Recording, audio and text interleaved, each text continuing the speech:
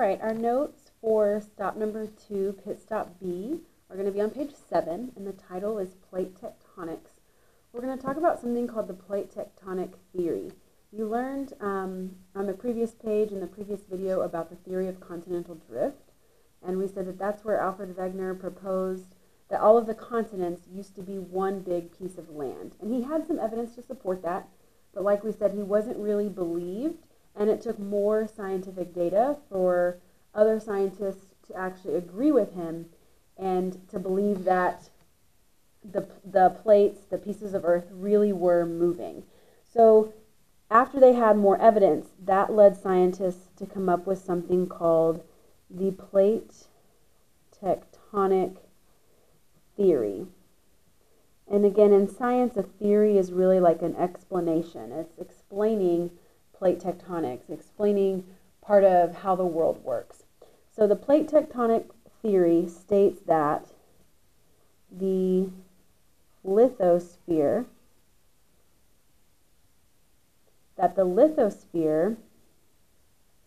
is broken into pieces, and another word for those pieces is plates. That's where we get the word plates in plate tectonics.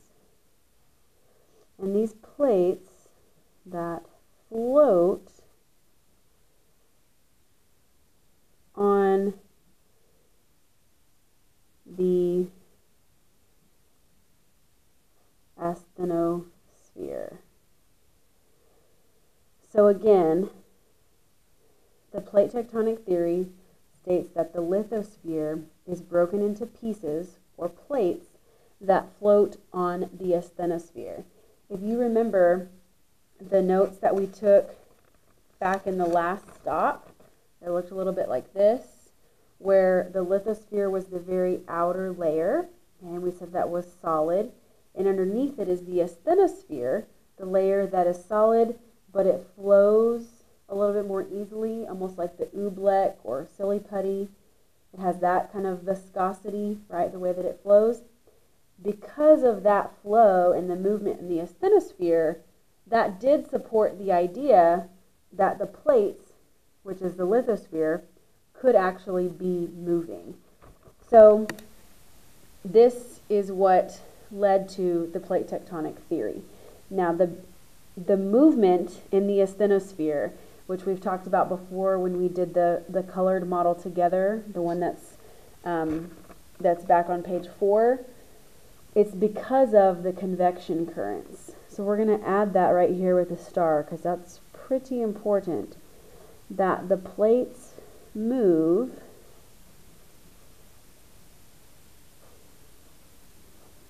because of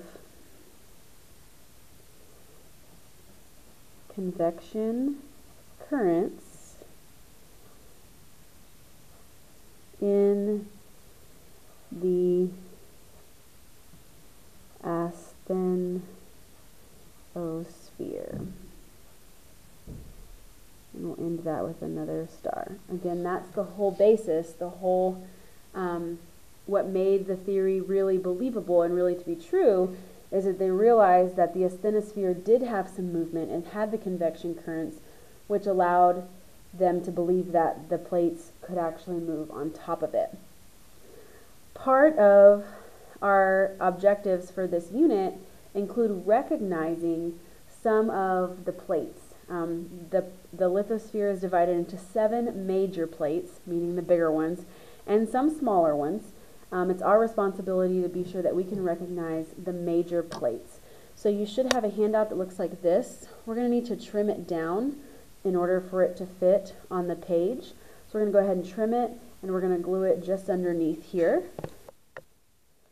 Just above where you're going to glue it down, we're going to write 7 major plates. Okay, and then that's what we're going to label on this map. Thinking about social studies and thinking about maps that we've seen, you should recognize, like, here's North America, right? Texas is down here, Mexico, there's Florida, South America, Africa, Europe, and then of course the map is split because we can't put a 3D Earth on this flat piece of paper. So here's Asia over here, like Japan, the islands over here, and here's Australia. So it's the exact same map that you're probably used to looking at in social studies, and actually you'll find that a lot of the continents are named, or excuse me, a lot of the plates are named for the continent that's on there. So some of it is going to match and be very similar. So these lines are actually called plate boundaries. We'll talk about those in just a minute. But the boundary is just where the two plates meet, and that's what those lines are representing. The plate boundary lines do not match exactly with the land, and you'll see that some of them don't really contain much land. They contain more ocean. So we'll start with home, right? Here we are right here. This plate in this section right here that is where North America is actually called the North American Plate. So I'm going to write that right here, North American Plate. So that is one of the 7 major plates. Right below North America is South America, and that one is also named for the continent that's there. So this is the South American Plate. At the very bottom, we would have Antarctica, the most southern part of the world.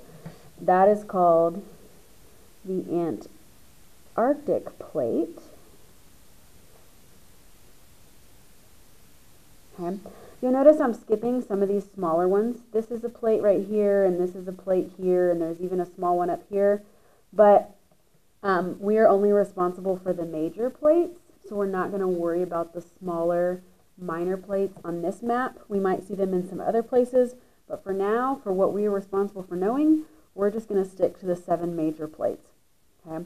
If we move over to the west a little bit, or excuse me, to the east, we're going to go this way to the right. There is Africa, okay, also named for the continent that it's on.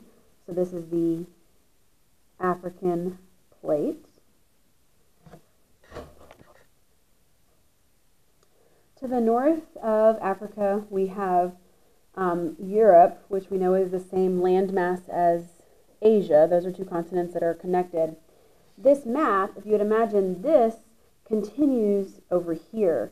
So this plate we see here is the same plate as this one. The map just kind of split it in half. That's called the Eurasian Plate. E-U-R-A-S-I-A-N.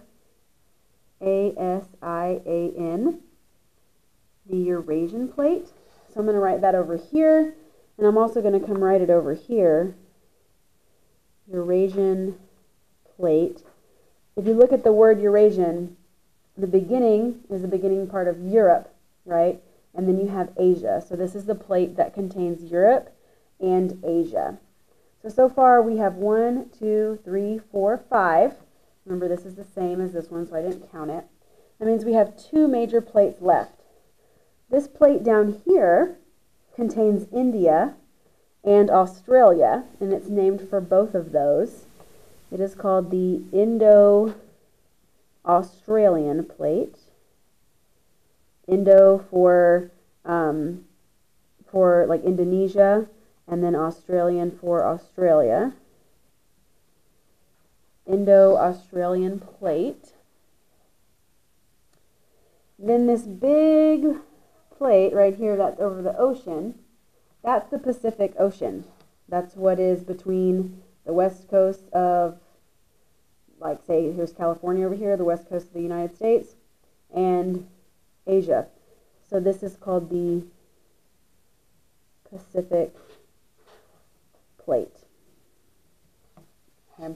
So these are the 7 that we are responsible for knowing the name and recognizing on a map, knowing the location. We should be able to label just like this. I do want to address the different plate boundaries. So down here at the bottom, right underneath that, we're going to write that a plate boundary is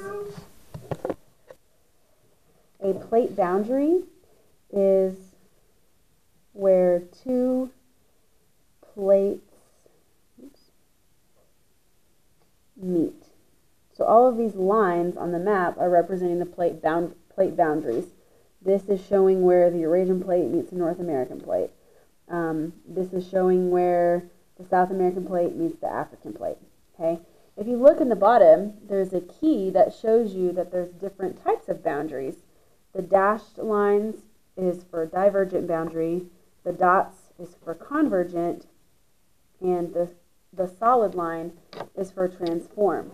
We're not going to go to a lot of detail of what those mean right now in this video, but I do want to highlight in a different color each of those, just so we start to recognize where in the world we find the divergent boundaries, the convergent boundaries, and the transform boundaries. So I'm going to use a yellow highlighter for the divergent boundary, and any time that I see that dotted line, I'm just going to go over it with my yellow highlighter.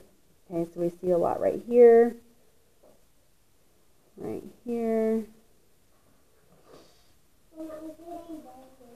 over here. If I start up here at the top, the Eurasian Plate, this is all divergent boundaries. A little bit right there. A little bit right here, it's kind of hard to tell, but that's divergent as well. Okay. I'm going to use a pink highlighter for the convergent boundary. Oh, I got pink. Okay. This one is going to be the dotted lines. Okay. The dotted lines, we see a lot over here. And we're just going to highlight anywhere that we see those. Skip the solid part. We're just doing the dotted part. I'm going to